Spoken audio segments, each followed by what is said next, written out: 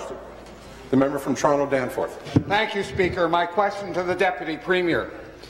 The Budget Act says this in Section 7 of Schedule 9. If any time the number of common shares in Hydro1 owned by the Minister ceases to be greater than 10% of the outstanding common shares of Hydro1, from that time share ownership restrictions apply to the Minister.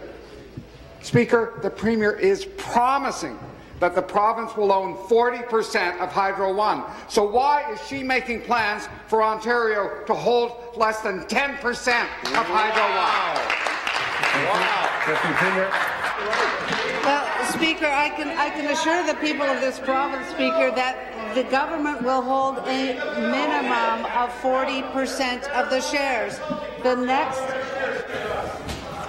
The member from Hamilton East Stony Creek will come to order, and the member that second time, and the member from Essex come to order that second time.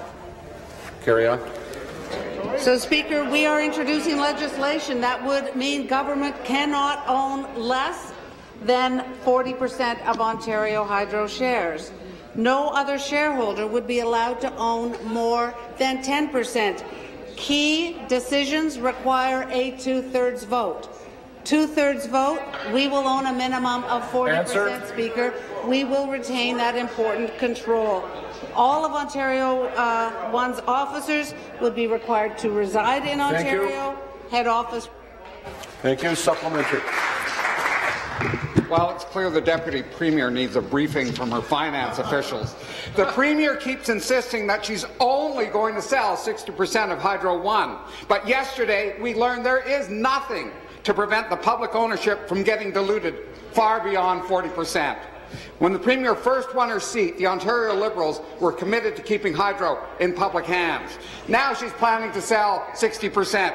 What's to stop her from selling 70%, 80%, 90%, or even more? It is critical for us to put in legislation the parameters by which to protect the public interest. We have said all along that Ontarians will have at least 40% ownership of Hydro1. But the point being made here is the fact that Hydro1 may become a growth company. In fact, we hope it will be, so we can access even greater dividends for the benefit of the public. And in so doing, Mr. Speaker, we've got to protect the interests of the public by ensuring that we always retain that 40%. So we will work collaboratively to ensure that no one or group of shareholders can have more than 10% ownership of Hydro1, and we will continue to do that. Legislation will be required to enforce that, and we'll work together with all members of this House who should be supportive of this for the benefit of the people of Ontario. Thank you, Mr. Speaker.